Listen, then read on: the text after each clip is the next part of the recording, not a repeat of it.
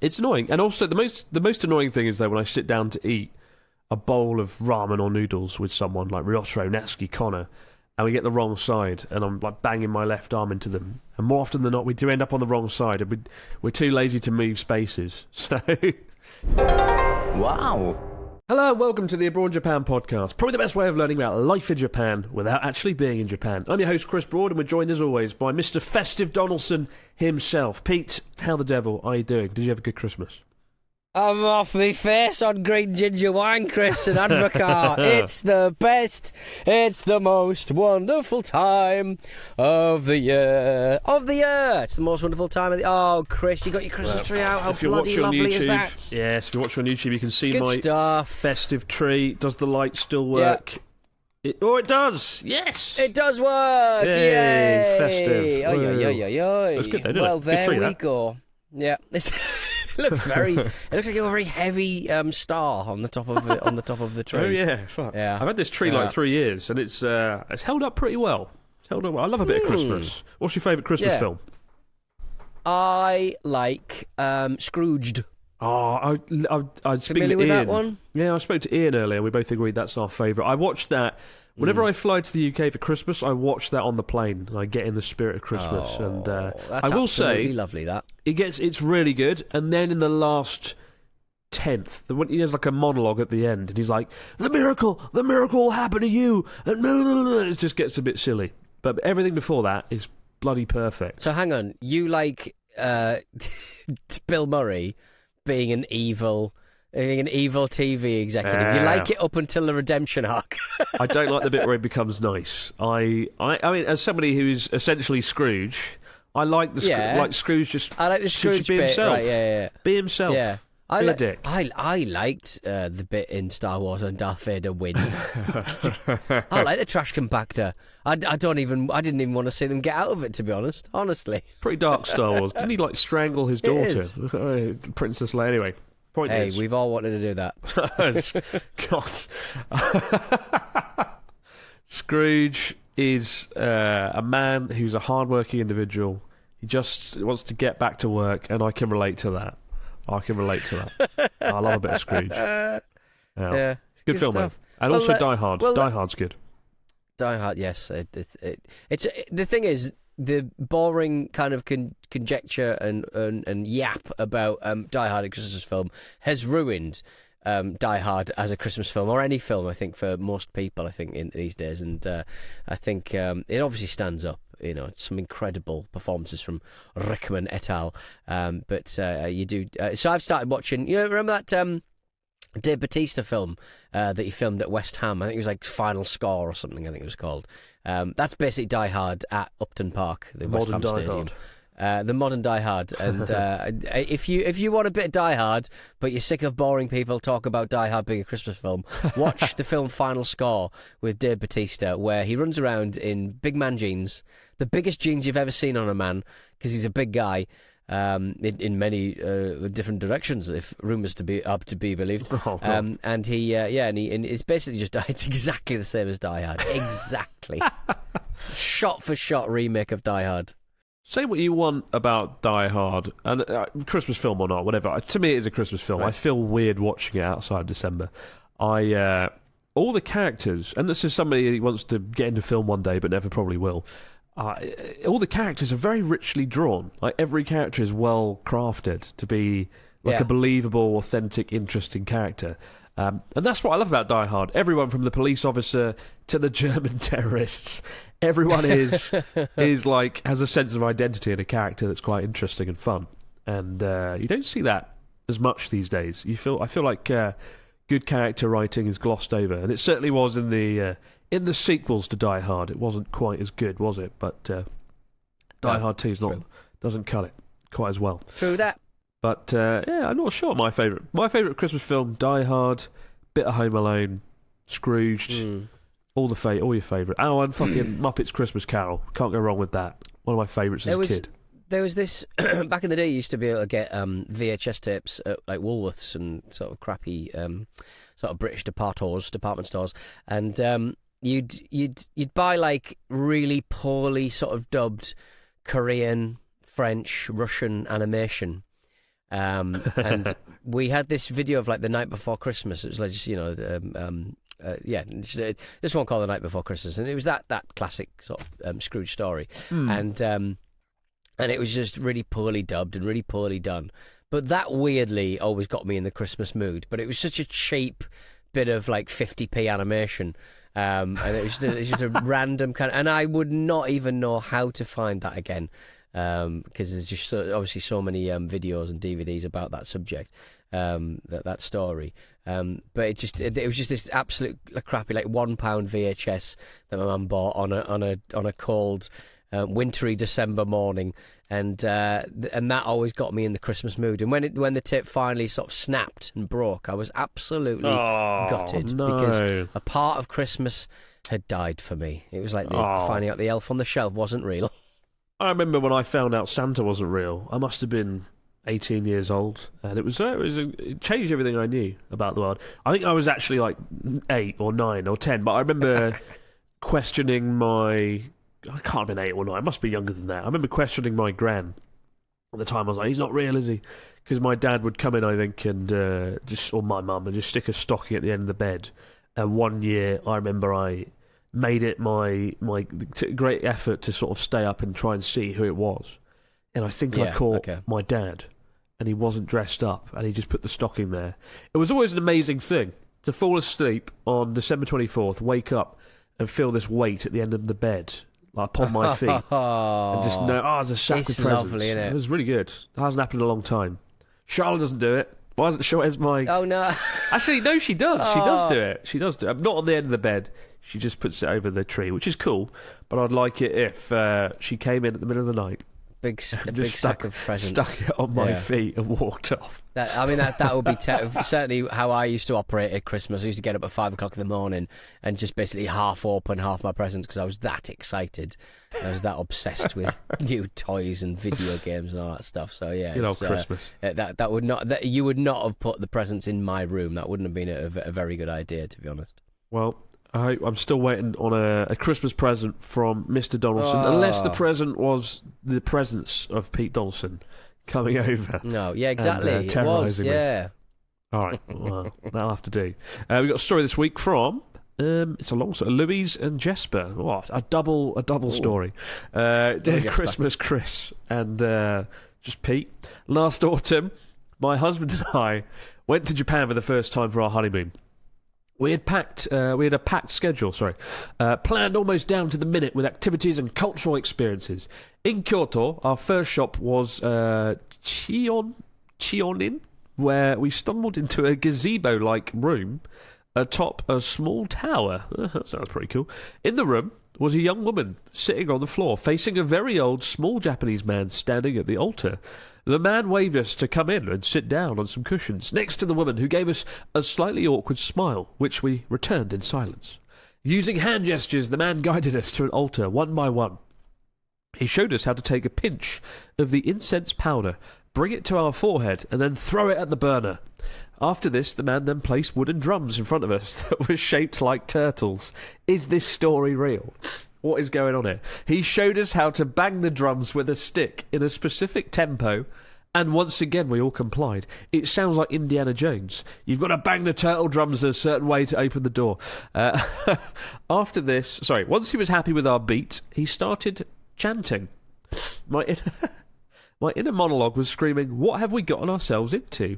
Are we to sit here for 3 hours chanting? We have to be at the next temple in 15 minutes. Can we escape? This is what I was thinking while I continued to beat the turtle drum.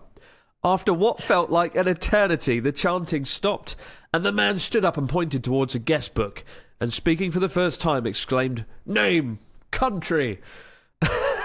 Our attempts at Sweden, Denmark, Norway, Scandinavia all failed, so we settled on north of England, which earned a shrug of approval. Back home, we learned we'd anticipated in a Cheon-in Buddhist ceremony called Nembutsu. Right. Apparently, chanting the Nembutsu guarantees saving and rebirth in the Pure Land.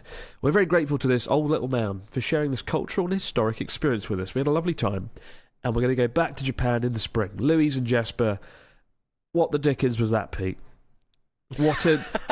I've never had anything like that. I've done the the thing where you sit on a pillow, you kneel on a pillow, and they hit a gong, and then you have to sort of close your eyes but stay awake, and they hit you with a stick to keep and make sure you are awake, which sounds like a prisoner of war camp to me.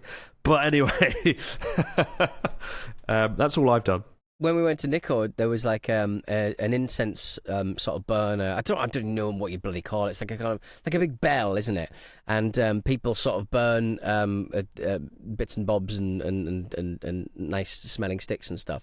And you can buy incense sticks to pray for a loved one and put some sticks in and burn them. And Natsuki pretended he was lighting a cigarette off it. It was so, and you were filming him, and it was so disrespectful. He's Johnny Somali. He's awful. Natsuki is the Johnny Somali of 2025. Yeah, he couldn't smoke in the temple, so he stuck his face over the incense stick and just inhaled it. What a dickhead, honestly. God damn it, Natsuki. It gives you a real headache if you inhale that shit. It is nice, but it does smell of. It's a heavy smell, isn't it? It's a sweet, heavy smell. Gaudy smell. It's rough. Yeah. But no, I've never experienced that. I don't think Pete has either, right? Have you ever gone to a temple and had a weird, sort of unusual ceremony performed? No, but do you remember when me and you went to Sakata and we went to see those monks, the mummified monks? Did I take you to that? Oh, cool. You did, yeah. And but unfortunately, I don't know. I think we were around your mate's kind of startup, and I was on his skateboard, and I fell off, and I split my trousers. So I went to the to see these old dead mummies, as most mummies are, to be honest. If we're completely honest with ourselves. And they have to be honest with themselves as well. My trousers split, so I was just constantly sort of cross-legged, trying to make sure that the monks or the lady who was showing us this in a really sort of solemn period of time didn't see my pants. Yeah, I do. So those that place is the mummies are called the Sokushimbutsu. I made a video on it once, but it was a temple in Fukushima. Don't know why. Because they're in Sakata, the place I lived all those years. I could have just got up the road. We got Sokushimbutsu mummies at home. Why are we going to Fukushima? And they are monks who believed they would be able to live on eternally if they died in the most horrific way imaginable. And they would literally go in like a hole in the ground, and they would eat only, I think, tree bark and fennel and just dirt and nothing, until their bodies were purged of water, completely dehydrated. A very slow, agonising death. And every day they would ring a bell, so people above ground knew they were alive. And then one day the bell would stop, they'd be dead, and they would leave them in there for a long time. I think it might be months, years, I can't remember. And when they pulled them out, because they were so dehydrated, because of this incredible diet of berries and tree bark, their skin was so sort of beautifully maintained around the bones in a sort of mummified way, naturally, organically, rather than wrapping them up and whatnot. And now you can see them in a temple, and they've got clothes on. They've got a little hat on.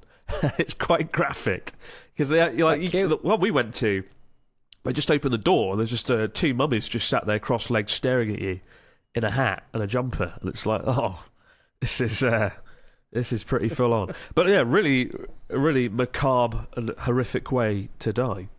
Merry Christmas, everyone. Well, how do we even get on this subject? But it's weird that if you saw a dead guy, you'd be like, oh my God, that's going to change my life. That image is horrific. Mummy, fine. Absolutely fine. Skeleton, even better. Put it in a doctor's office. I don't care. But if you want to see the video, you want to know what we're talking about, I think just type in abroad Japan, Fukushima mummies, and it should come up. And the thumbnail is quite graphic, so enjoy that. A lot of people actually, I remember I released that video and it did really badly. And they got some hate comments being like, why would you put this video online? I like to watch abroad Japan while I eat my dinner. I don't want to see this. It was really, But speaking of dinner and food, that is what this week's story is about. It's quite an interesting one. We've got a survey. I love a good survey of Japan's top 10 food travel destination prefectures. Now, there's 47 prefectures in Japan, and these are the 10 that are allegedly the good stuff. And I will now determine if this is true or not. And our first one, we'll go through one at a time. Number 10 is Miyagi Prefecture, home to Sendai, home to gyutan, cow tongue. And apparently that's the, in terms of the survey, 15.8% of people voted for Miyagi. So I'm glad my old home in Miyagi made one of the top spots. It's pretty good. Miyagi, I wouldn't actually list it myself. If I was going to do like a list, I don't think I'd put Miyagi there. I do like cow tongue, but I don't think, I think there's better. I think we could do better. And one of the other foods is zunda mochi, which is kind of like edamame based desserts and soybeans. And you get a zunda shake. I did a video with Ryotaro in Sendai, and we had the zunda shake. It's kind of like edamame beans in a milkshake, and it is absolutely delicious. But again, as much as I love it, I don't think it belongs to be in the top 10. So I'm puzzled by that one. What's number 9, Pete? Right. There's no two ways about it, Chris. It's Kagawa. Kagawa. I bet you don't know where that is, do you? I do. It's in that little Shikoku islandy bit. All right, clever. Oh, impressed. Well done. Takamatsu. Have you just looked this up? And Tsuchi and You Terotsu and what? I thought you knew the everywhere. Temple, if you're that bothered about it. God damn it. What's famous there? And how many people voted for that? 16.4%, so only like a little bit better. They could have, I think probably Miyagi could have raised their game with a bit of tomato ketchup or something and beaten Kagawa.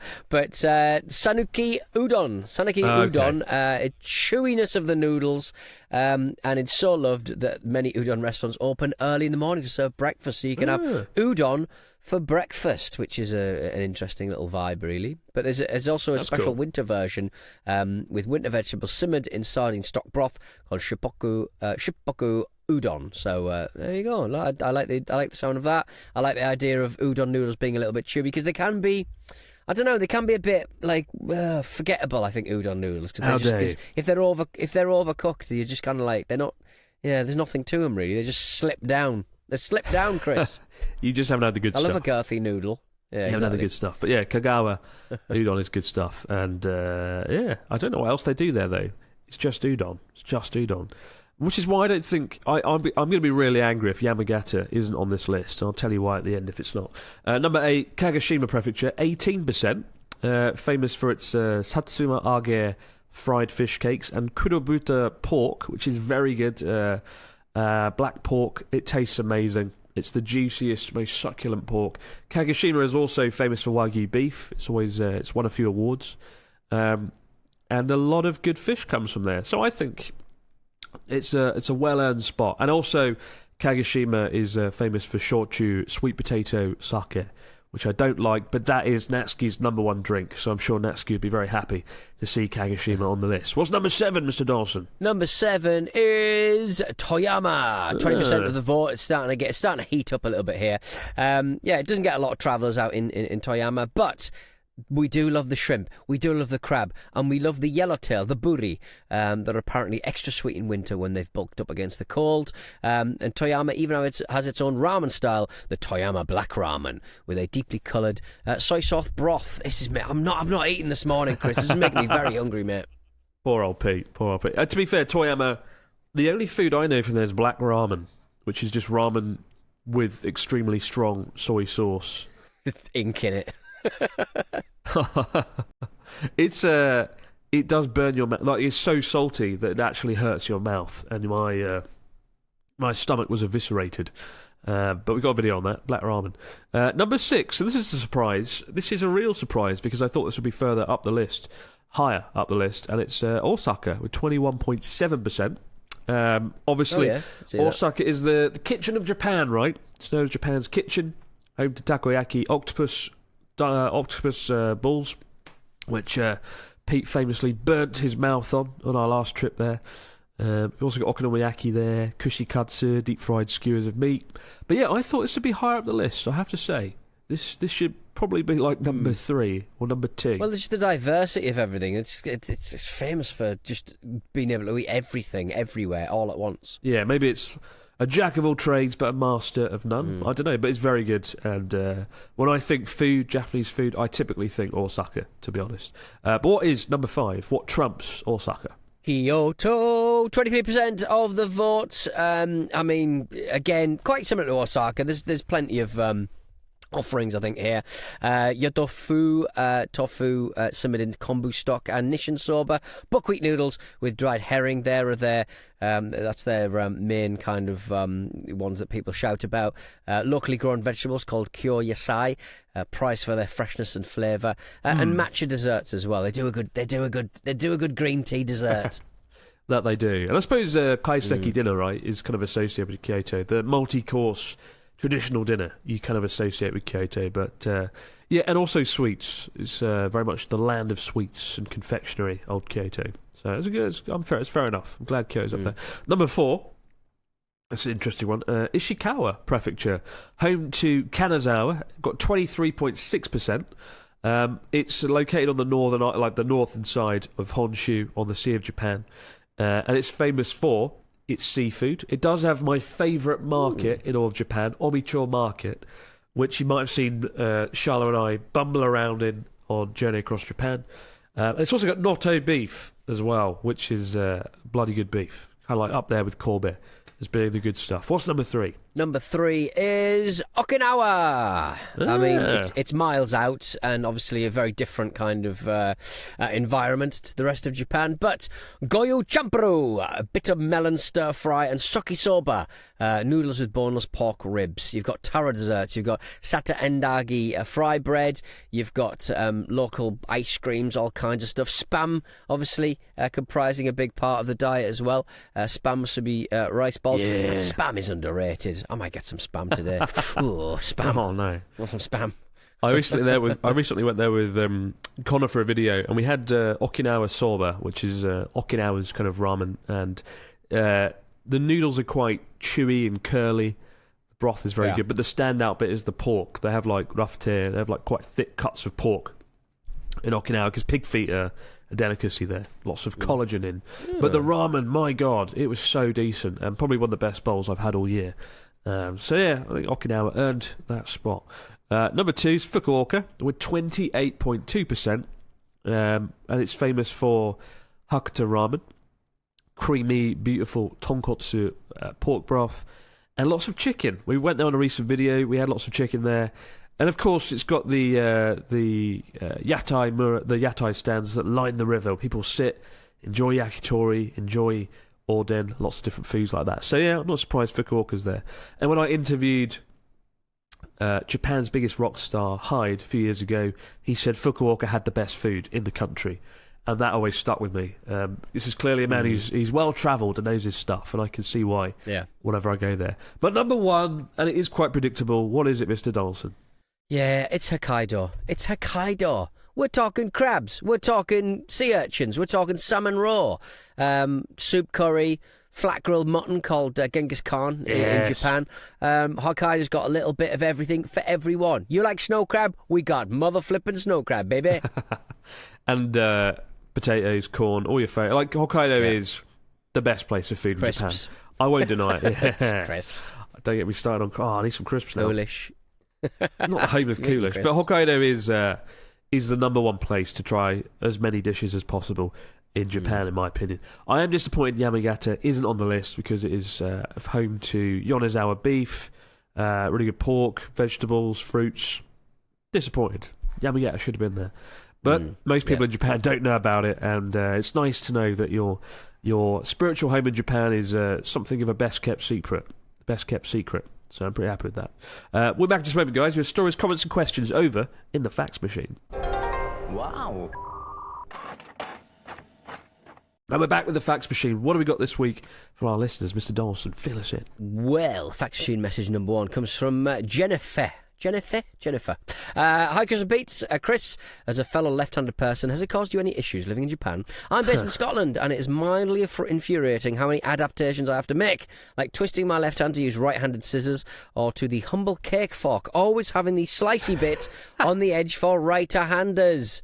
Is there the same dominance of catering to... dominance? It's a cake fork. Of catering to right-handed people in Japan? Does it even matter when using chopsticks and other implements? All the best. I presume it's Jennifer and the R's just been chopped off, but if it's Jennifer or Jennifer, I'll apologise. I mean, like, I'm a righty, but my dad is a lefty, and watching him struggle through life. Back in the day when, like, pens using pen was so much more important. And I guess in Japan, people write down stuff like more than over here. Like writing kanji is really important. So smudging, I guess. But are you going down or are you going the right to left? I guess if you're writing right to left, that's perfect for the left-handers, no? It's not good, no. For writing kanji, I just smudge over everything I've done. It's not decent, and I just get berated a lot. When I used to work at a school, all the staff would come over and be like, "Left hand." Oh my god, they call it southpaw in Japanese, southpaw because of baseball, or whatever, and that's for some reason that's the thing that's stuck with left-handed people, and it's annoying. And also the most annoying thing is that when I sit down to eat a bowl of ramen or noodles with someone like Ryotaro, Natsuki, Connor, and we get the wrong side, and I'm like banging my left arm into them, and more often than not we do end up on the wrong side, and we're too lazy to move spaces, so that's the most annoying thing. Other than that, it's never been an issue. And when I used to work in an office, I'd get very bored, and I taught myself how to write with my right hand as well. So that's the best thing about working in an office. And I also taught myself how to whistle, to the frustration of my colleagues. So, what's your best whistle? It's not that good. Well, like a wolf whistle. It's just a good old whistle. Okay. Well, you couldn't whistle before. I couldn't whistle. No. I thought most people just come out of the womb being able to whistle. No, whistling while they work. I used to be able to whistle like just doing this, like with my mouth open a little bit. Like I can't do it now. But if I'm in bed, I can sort of go and whistle like sucking my teeth in. That's not whistling. That is not whistling. Our teeth are like really far apart, and like he. It sounds really weird. It's really weird. It sounds like a bear's just rocked up. It's really chilling. I have quite asthma. Awful. Don't be rotten. So do I. My lungs do the whistling. Sam says, hello guys. People often talk about the culture shock when travelling to places like Japan because of the language or stark difference in culture. But my experience is the reverse. Each time I've returned to Britain after a trip to Japan, I feel a sense of shock at how things are here. As folks who travel between the UK and Japan, does returning to the UK bring any specific shocks or challenges? Sam from Doncaster. It does, yeah. People are a bit ruder, rough around the edges at times. Things are dirtier. Just the chewing gum all over the street. Why do we have it? Why can't people just put the fucking chewing gum in the bin? I don't understand. I don't understand. But, just things are a bit grittier, dirtier, rougher around the edges. And also, just Japan has been built last Tuesday. Everything is brand new. The buildings come up and down a lot. The UK is the opposite of that. We've had buildings that stick around 400 or 500 years. And it's a very different vibe. I get kind of culture shocked by the architecture. I love both. They both have their pros and cons. I do think British architecture is quite rewarding to explore. Maybe it's not some of the houses, but I do get I do get reverse culture shock more than I get coming here. But then I've lived here the last 12 years, so that might happen. What do you get though, Mr. Dawson? Sorry, I was just muting my microphone so I could pull up a book by the name of Brutalist Japan. I think it's a book that's just come out not that long ago. It's a guy in Okinawa who's an expert on brutalist architecture, a guy called Paul Toulet, or maybe Toulet.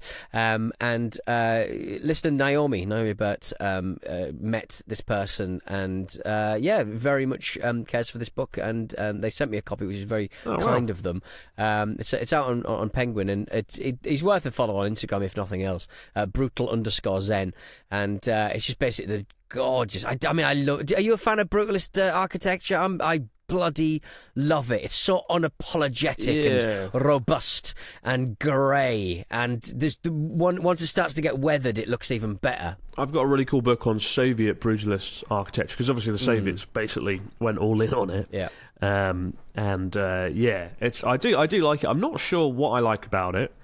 It's quite sci-fi. It's quite gritty. A lot of films I like have it and use it.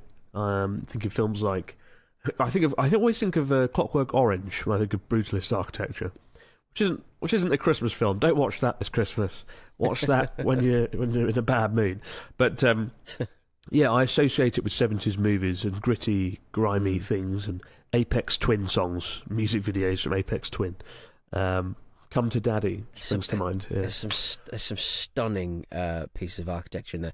The Nagano Olympic Stadium. It's just.